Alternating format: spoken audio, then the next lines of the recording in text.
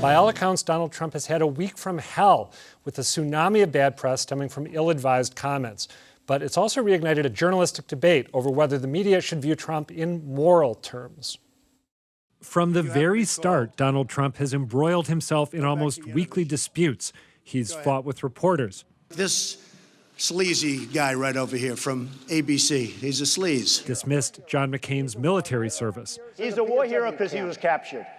I like people that weren't captured, okay? I hate to tell you. Denigrated illegal immigrants from Mexico. They're bringing drugs, they're bringing crime, they're rapists. And disparaged entire religious groups. A total and complete shutdown of Muslims entering the United States. Still, any direct criticism from the media over those and other dust-ups did little to slow the Trump train to Cleveland and the Republican presidential nomination.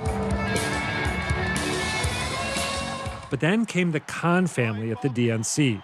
The Gold Star parents ripped into Trump for his comments on Muslim Americans, and Trump responded with a rip of his own. If you look at his wife, she was standing there. She had nothing to say. Maybe she wasn't allowed to have anything to say. You tell me. The media had a field day suggesting that it's beyond the pale for a presidential candidate to criticize the parents of a fallen soldier. Contentious comments continue to spark backlash and outrage. There is a sense that a line has been crossed that no one has ever seen before in American presidential rhetoric. Whatever the damage, Trump might have moved on until he dropped another doozy, suggesting that our electoral system is a fraud. It's a rigged system. We're running against a rigged system, and we're running against a very dishonest media. An incendiary statement that threatens the peaceful transfer of power in 2016. If that's not proof that Trump is different, I don't know what is. So for me, there was a line crossed this week with this talk of a rigged system and a fraudulent election.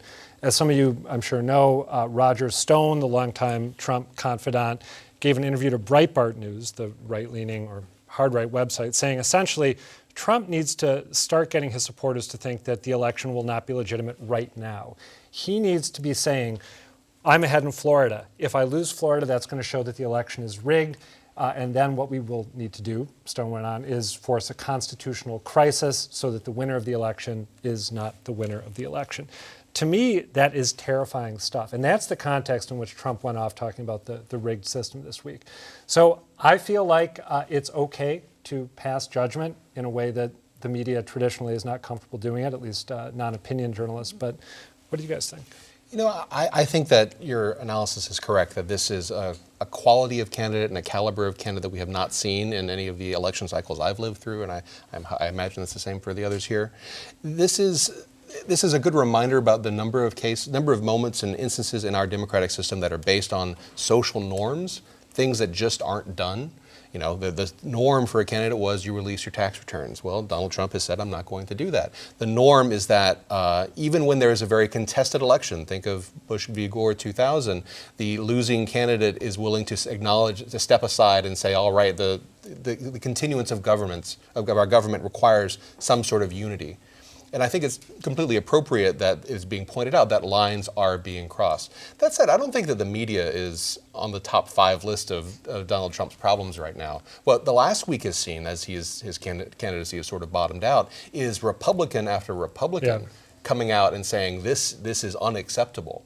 And he seems to be at various points leaning into that and trying to get more disdain from the Republican Party and its leadership and its larger community versus trying to hold back. It's a display of a candidate that I've never seen in my years watching politics, and I think it's the media's job to point that out.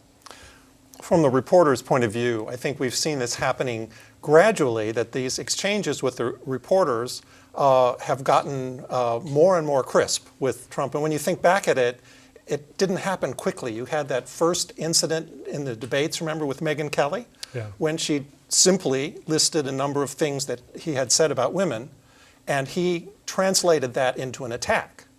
Then, I guess a couple of weeks later, was probably another debate. You had that situation with CNN, where the question came up about Ted Cruz's wife and the tweets that had gone out, and the question was was about how how differently those were handled. And he was accused of being like a 5-year-old in a playground. Ted Cruz did it first, so I did it later. Those things grew and grew and grew till we've reached what I've seen discussed now, journalists are beginning to discuss as being something of a Murrow moment, an Edward R. Murrow moment, which takes us back to the 1950s when the supposedly most balanced newsman of the time, Edward R. Murrow, came out very strongly against Senator McCarthy. Yeah, remind us of the famous line for viewers who will not be old enough to remember. Well, the line that came up with wasn't really Murrow's line, was it? It was the line that said, "Have you no decency?" Joseph Welch, the lawyer. Yeah. Thank you. Yeah. Nice. But clearly it was Murrow's stance on that really has been defined as a moment when a reporter who's absolutely in there to be fair and balanced comes out and attacks the candidate on the basis of his personality. All right, what do you two think? I don't think the media has been overly harsh on Trump. I mean, like Roy said, I mean, look what he's done to the media. He is openly attacking the media outside the social norms that Josh has been talking about. And the media is just returning fire. And when you interview someone and they're confrontational, you tend to be confrontational back. So that's what you're seeing. You're just reflecting the person you're interviewing. And I don't think the media has crossed a line. I don't think it's about a moral dilemma. I think we're aggressively interviewing a candidate who's aggressive to the media. John? I mean, I'm not sure what you meant by moral dilemma. Are you referring to, there's been a lot of buzz about a lot of journalists, opinion journalists, which is their job, but sometimes others feeling like they need to rush in and put out the fire somehow? Is that what you were getting at? No, perhaps. What I'm trying to get at is it okay for people who strive for detachment and balance? I mean, covering the DNC and the RNC, I want to be an honest broker of information. Right. Tried when I was at the RNC, and people would describe to me why they couldn't stand the thought of Hillary Clinton being president. I tried to accurately and honestly represent the things that they would tell me. The Middle East is in turmoil. She crafted Barack Obama's foreign policy. I tried to convey those.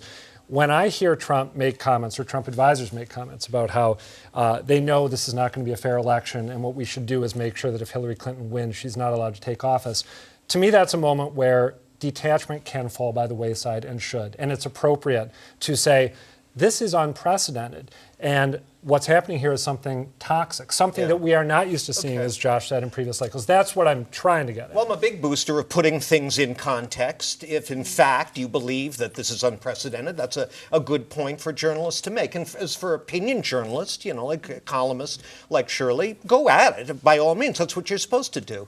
But I don't see any need for journalists who are striving for some level of fairness and balance to feel like they have to rush in and put out the fire. It's not like some guy just set himself on fire and you're behind the camera. What do I do? Keep rolling or put down the camera and try to put it out? No, that's not our job. Just, report what Roger Stone said and what Trump is saying, trying to fan up anger. And while we're doing it, let's show a little bit of respect for Trump supporters who there's no evidence that they are necessarily going to rush out into the street with flaming pitchforks. I guess the pitchfork isn't flaming, but you know what I mean. The point is well made. For all of the bad-mouthing of journalists at Trump rallies, I've never seen journalists being attacked other than that one incident with the Secret Service guy. Well, the Washington Post reporter wasn't there an incident with the Washington Post but reporter? I mean, there have been incidents. But you can count exactly. them on the fingers of both hands. Maybe you have to take off your shoes. Just to echo what you're saying, I would add, having been at the RNC, that there was not a moment when any of the many Trump supporters, I didn't only talk with them, there were some people who didn't like his candidacy, but the people who were backing Trump in the hall never felt a whiff of hostility from any of them. I have felt it at Trump rallies from the candidate himself. So I think it behooves the entire country to switch to decaf until November 9th. How's that sound? I think that's a fine idea.